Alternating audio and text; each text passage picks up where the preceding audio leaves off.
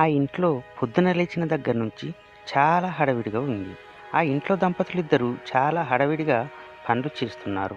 అంత హడావిడి ఎందుకు అంటే, ఆ ఇంట్లో ఉండే వాళ్ళ అమ్మాయికి ఇవాళ పెళ్లి చూపులు. అందుకోసమే పొద్దున్న లేచిన దగ్గర నుంచి ఆ ఇంట్లో అంతా హడావిడి. అది ఒక మిడిల్ క్లాస్ ఫ్యామిలీ. అమ్మాయి తండ్రి భాస్కర్ బ్యాంక్ ఎంప్లాయ్, తల్లి ఉమ గృహిణి. ఒక డిగ్రీ చదివే చెల్లి, తన పేరు శ్రీవల్లి. సొంత ఇల్లు, దేనికి లోట్లేని సంపాదన. అనుబంధాల పొదరిల్లు ఆ ఇల్లు. ఇది పెళ్లి కూతురి ఫ్యామిలీ. ఉన్నంతలో కూతుర్లకి ఏ లోటు లేకుండా పెంచుకున్నారు భాస్కర్. కూతుర్లు అంటే ఆయనకి ప్రాణం. వాళ్ళు కూడా తల్లి తండ్రి మాటకి ఎదురు చెప్పరు.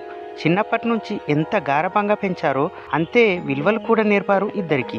ఇప్పుడు ఆయన పెద్ద కూతురికి పెళ్లి చూపులు. మన హీరోయిన్ డిగ్రీ కంప్లీట్ చేసి 1 సంవత్సరం అయింది. పీజీ చెయ్యాలి అని తన ఆశ, కానీ పెళ్లి చెయ్యాలి అని తల్లిదండ్రి ఆశ. అలాగే ఈ సంవత్సరం గడిచిపోయింది. టైం 8 అవుతుండగా పెద్దోడు లేవలేదా ఉమా అని అడుగుతాడు భాస్కర్. లేదండి, ఇంకా అసలే రాత్రి నుంచి కోపంగా ఉంది. నేను కూడా ముందే లేపడం ఎందుకు అని లేపలేదు అని అంటుంది ఉమ్మ. భాస్కర్ గారు చిన్నగా నవ్వుకుంటూ, ఆ కోపం ఎంతసేపులే, వాళ్ళు 10 గంటలకు వస్తాము అని ఫోన్ చేశారు. లేపి రెడీ అవ్వమని చెప్పు. నా బంగారు తల్లి ఎలా ఉన్నా బాగుంటుంది అనుకో. అయినా వాళ్ళు వచ్చేసరికి కొంచెం రెడీ అయితే బాగుంటుంది కదా. లేపుతాను. ఇప్పుడు ఎంత యుద్ధం చేస్తుందో అని ఉమ్మగారు కూతురు పడుకున్న రూమ్లోకి వెళ్తారు. ముందు చిన్న కూతుర్ని, శ్రీవల్లి లేమ్మా అని లేపుతారు. అబ్బా ఏంటమ్మా, ఆదివారం కూడా పడుకోనివ్వవు అని దుప్పటి ముసుగు వేస్తుంది శ్రీవల్లి. 8 దాటింది, ఇంకా ఏంటి లే అని దుప్పటి లాగేస్తారు. అబ్బా, మాకు ఈ అమ్మలే మొదటి శత్రువులు అని అంటూ లేచి కూర్చుంటుంది. అవునవును, మేము మంచి చెప్తే మీకు మేము శత్రువులాగా కనిపిస్తాం అని పెద్ద కూతుర్ని లేపడానికి అటువైపు వెళ్తారు. టెడ్డీ బేర్ పట్టుకొని ముద్దుగా పడుకున్న కూతురి పక్కన కూర్చొని తలని మూరుతూ, అమ్మ శ్రీనిధి లేమ్మా అని అంటారు. వాళ్ళ అమ్మ వాళ్ళు తల పట్టుకొని, ఇప్పుడు అంతా అర్జెంటుగా లేచి చేసే పనులేమున్నాయమ్మా అని మత్తుగా అంటుంది. కూతురి నుదుటి మీద ముద్దు పెట్టి, ఇవాళ నేను చూసుకోవడానికి పిల్లలు వస్తున్నారు కదమ్మా, టైం అవుతుంది లే అని అంటుంది. వాళ్ళు వస్తారు వెళ్తారు, ఇది జరుగుతూనే ఉంది కదమ్మా. ఒక అరగంట ముందు లేచి రెడీ అవుతానులే. 2 గంటల ముందు నుంచి ఐరాణ పడిపోయి రెడీ అయ్యి వాళ్ళ ముందు గంగిరెద్దులో కూర్చొని వాళ్ళు అడిగిన ప్రశ్నలన్నిటికీ సమాధానం చెప్పి విసుగు వచ్చిందమ్మా. వాళ్ళేమో వచ్చి మనం పెట్టినవన్నీ కడుపు నిండా మెక్కి ఇంటికి వెళ్ళి కబురు చేస్తాము అని పోతారు. ఇంకా కబురు ఉండదు, కాకరకాయ ఉండదు. మీరేమో చూడటం ఆపరు. చిరాకు వస్తుందమ్మా అని అంటుంది శ్రీనిధి. శ్రీనిధి చెప్పిందంతా విని ఉమ కంటిలో నీళ్లు తిరుగుతాయి. నా బంగారంకి అందం, చదువు, సంస్కారం అన్నీ ఉన్నాయి, కానీ ఎందుకు వచ్చిన వాళ్ళకి నచ్చటం లేదో అర్థం కావటం లేదు అని కళ్ళమ్మటి నీళ్లు కారుస్తారు. అవన్నీ ఉంటే సరిపోదమ్మా, వెనుక నిధులు ఉన్న ఇనుపెట్టుండాలి. అక్క పేరులో ఉన్న నిధి అక్క వెనుక లేదు, అది లేక అక్కని కాదు అంటున్నారు. వాళ్ళు అడిగినంత కట్నం ఇవ్వలేం కదా మనం అని అంటుంది శ్రీవల్లి. నా కూతురే ఒక నిధి, ఇంకా వేరే నిధులు ఎందుకు? నీ కూతురు నీకు ప్రియం, అందరికి కాదుగా. ఇప్పుడు నువ్వు ఆ టాపిక్ కట్టేయి అని లేచి తల్లి కళ్ళు తుడుస్తుంది శ్రీనిధి. సరేలే, నా కూతుర్ని చేసుకోవాలి అంటే వాడికి అదృష్టం ఉండాలి. ఎవరికి రాసిపెట్టి ఉందో వాడు వచ్చే వరకు ఈ తిప్పలు తప్పవు. అయ్యో వాడంటున్నాను ఏంటి అల్లుని పట్టుకొని అని లెంపలు వేసుకుంటుంది ఉమ. స్త్రీలు ఇద్దరు నవ్వుతూ, ఇంకా అల్లుడు ఎవరో తెలియదు కదా అంటే తప్పలేదులే అని అంటారు. ముగ్గురు ఇక్కడే ఉన్నారు, నన్ను బయట వదిలేసి అని భాస్కర్ వస్తారు లోపలికి. మీ బంగారంలని లేపాలంటే అంత తొందరగా అవుతుందా? నా బంగారాలు బంగారమే ఉమ్మా, నువ్వు వాళ్ళని ఏమి అన్నా ఒప్పుకోను అని ఇద్దరిని దగ్గరికి తీసుకుంటారు. నేను ఏమి అన్నాను ఇప్పుడు? సరేలే, తొందరగా స్నానం చేయండి, పిన్ని వాళ్ళు వస్తున్నారు, రెడీ చేస్తారు అని అంటారు ఉమ్మ. అమ్మ, ఈసారి నేను సింపుల్గా రెడీ అవుతాను ప్లీజ్ అమ్మ. ప్రతిసారి అలా అమ్మవారిలా రెడీ అయ్యి కూర్చోవాలంటే కష్టంగా ఉంది అని అంటుంది శ్రీనిధి. సరే నీ ఇష్టం అంటారు భాస్కర్. మా మంచి నాన్న అంటూ ఆయన బుగ్గ మీద ఒక ముద్దు పెట్టి బాత్రూంలోకి వెళ్తుంది శ్రీనిధి. ఉమా నవ్వుకుంటూ, అక్కరాగానే నువ్వు కూడా రెడీ అవ్వు అని అంటుంది. అక్కకి పెళ్లి చూపులైతే నేనెందుకు రెడీ అవ్వడం? రెడీ అవ్వడం అంటే ప్రెస్ అవ్వమన్నాను అని శ్రీవల్లి నెత్తి మీద ఒకటి మెట్టి వెళ్ళిపోతారు. చూడు నాన్న అని తల రుద్దుకుంటుంది. భాస్కర్ నవ్వుతూ, అసలు దెబ్బ తగిలిందా నీకు అని అంటారు. నాన్న, అక్కకి మ్యాచ్ సెట్ అవ్వకపోతే చాలా బాధపడుతుంది నాన్న. ప్రతిసారి అలా అందరి ముందు కూర్చోవాలంటే కష్టం కదా. అవునరా, నాకు కూడా బాధగానే ఉంది. నా కూతుర్ని కష్టపెడుతున్నా, కానీ ఏం చేయను? ఏది సెట్ అవ్వకపోతుంటే ఏం చేయగలం నాన్న? అక్క వాళ్ళకు నచ్చుతుంది, కట్నం దగ్గరే కదా ఇదంతా వస్తుంది. నా కోసం ఉంచిన సేవింగ్స్ కూడా అక్కకి వాడండి నాన్న, నాకు ఇంకా చాలా టైం ఉంది కదా, అప్పుడు చూద్దాం అని అంటుంది శ్రీవల్లి. ఏం అవసరం లేదు, ఈరోజు వాళ్ళు అడిగినంత ఇస్తే రేపు మళ్ళీ అడగరు అని నమ్మకం ఏంటి? అయినా నీకోసం ఉంచినవి కూడా నాకు పెట్టడం ఏంటి? అందుకు నేను అసలు ఒప్పుకోను. నన్నుగా ఇష్టపడేవాడు నాకు భర్తగా వస్తాడు అని అంటుంది టవల్ కోసం బయటికి వచ్చిన శ్రీనిధి. ఎవరో ఒకరు ముందుకు అడుగు వేయకపోతే ఎలా అక్క? వల్లి, నువ్వు ఎన్నైనా చెప్పు, నువ్వు చెప్పిన దానికి నేను ఒప్పుకోను. అయినా నీకు మాత్రం ఏమైనా ఇంకా 10 ఏళ్ల టైం ఉందా? మహా అయితే 2 ఏళ్ళు లేదా 3 ఏళ్ళు ఉంది. నువ్వు ఇలాంటి సలహాలు ఏమీ నాన్నకు ఇవ్వకు అని.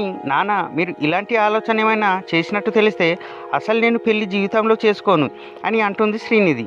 అదేం లేదులే అమ్మా, ఎవరి వాళ్ళకే, మళ్ళీ కూడబెట్టడానికి నాకు మాత్రం వయసు ఉందా?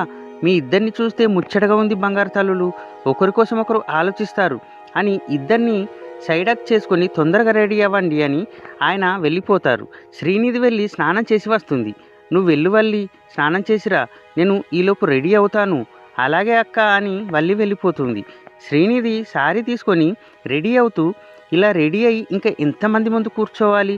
అసలు అబ్బాయిలు తనకు కాబోయే భార్య నుంచి ఏమి ఆశిస్తున్నారు? వాళ్ళకైనా తెలుస్తుందా? వాళ్ళు అడిగే ప్రశ్నలకి చిరాకు వస్తుంది. ఇప్పటి వరకు వచ్చిన వాళ్ళలో ఒక్కరికి కూడా ప్రేమించే భార్య అక్కర్లేదు, ఇన్పెట్ట తెచ్చే భార్య కావాలి. ఏమి చేసుకుంటాడు డబ్బు? దాంతో కాపురం చేసుకుంటాడా? ఈసారి వచ్చే మహానుభావుడు ఏం చేస్తాడో అని రెడీ అవుతూ తనలో తానే మాట్లాడుకుంటూ ఉంటుంది. అప్పుడే లోపలికి రెడీ అయ్యావా బంగారం అంటూ శ్రీనిధి పిన్ని కళ అక్కడికి వస్తుంది. అవుతున్న పిన్ని అని ఆవిడని చూసి చిన్న స్మైల్ ఇస్తూ చెప్తుంది. కళ బీరువలో ఉన్న నగలు తీయబోతుంటే, పిన్ని, ఈసారి నగలు వద్దు, సింపుల్గా చైన్తోనే ఉంటాను. అలా వెళ్తే నగలు కూడా లేవేమో అనుకుంటారు బంగారం. నాకు తెలియక అడుగుతాను.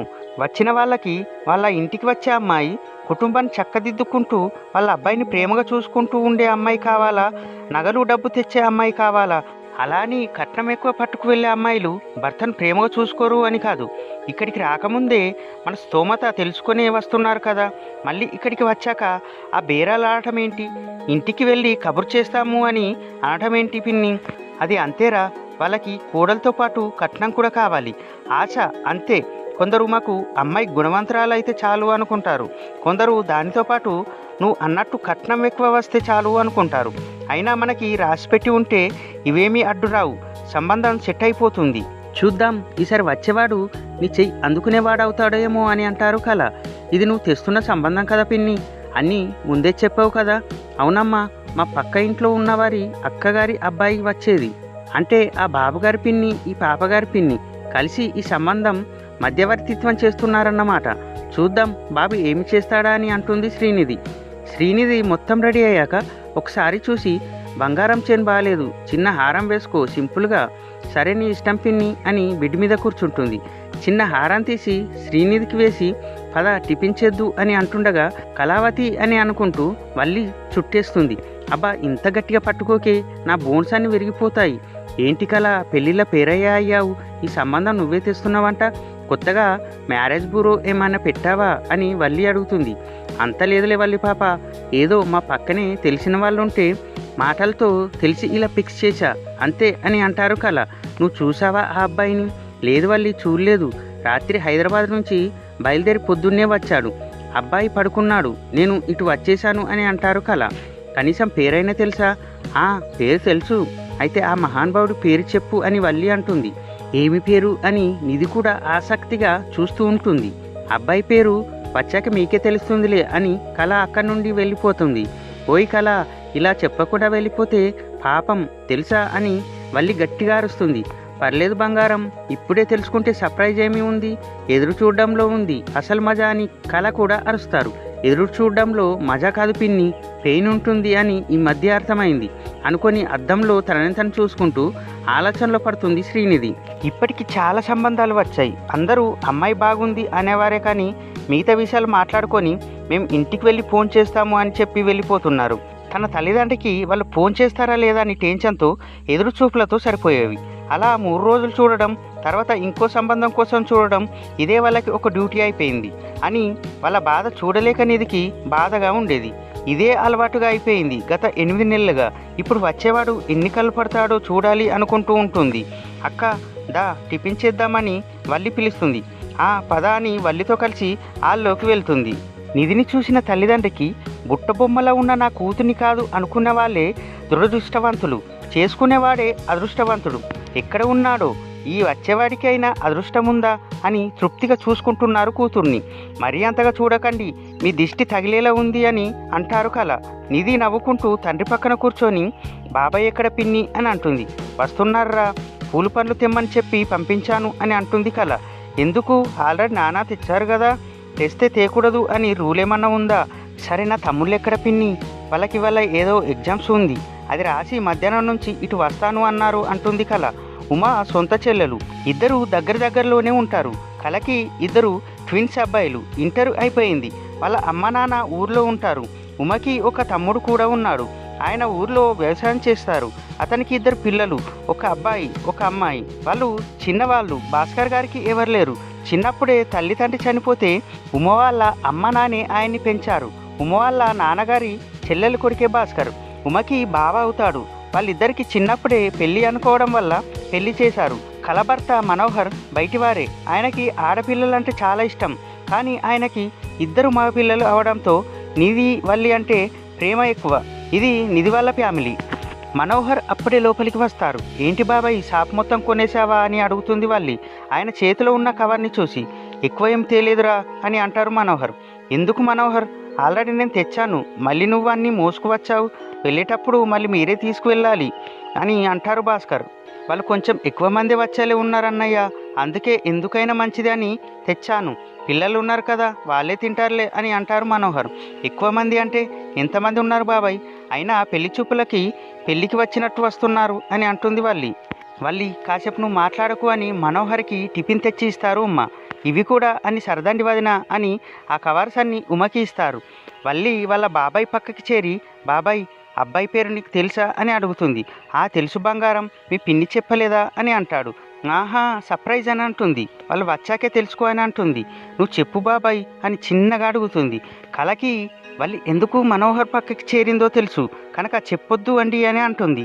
మీ పిన్ని ఆర్డర్ చేశాక నేను చెప్పకూడదమ్మా, చెప్తే తర్వాత నేను పనిష్మెంట్ తీసుకోవాలి, అవసరమా నాకు అని అంటారు మనోహర్. పో బాబాయ్, ఇంత వయసు వచ్చాక కూడా ఇంకా పిన్నికి భయపడతావు అంటుంది వల్లి. మనోహర్ చిన్నగా నవ్వుకుంటూ, భార్యకి భయపడటానికి వయసుతో సంబంధం లేదు వల్లి, రేపు మా అల్లుళ్ళు కూడా మీకు భయపడవలసిందే అని అంటారు. అంత లేదులే బాబాయ్, ఇప్పటి అబ్బాయిలు ఎవరు అంత భయపడుతున్నారు? వల్లి ఇలా రా అని వాళ్ళ అమ్మ పిలవడంతో అక్కడ మాటలకి బ్రేక్ వేసి లోపలికి వెళ్తుంది వల్లి. శ్రీనిధి ఏదో ఆలోచిస్తుంటే మనోహర్ వచ్చి, ఏమి ఆలోచిస్తున్నావు అమ్ములు అని అంటారు నిధి పక్కన కూర్చుంటూ.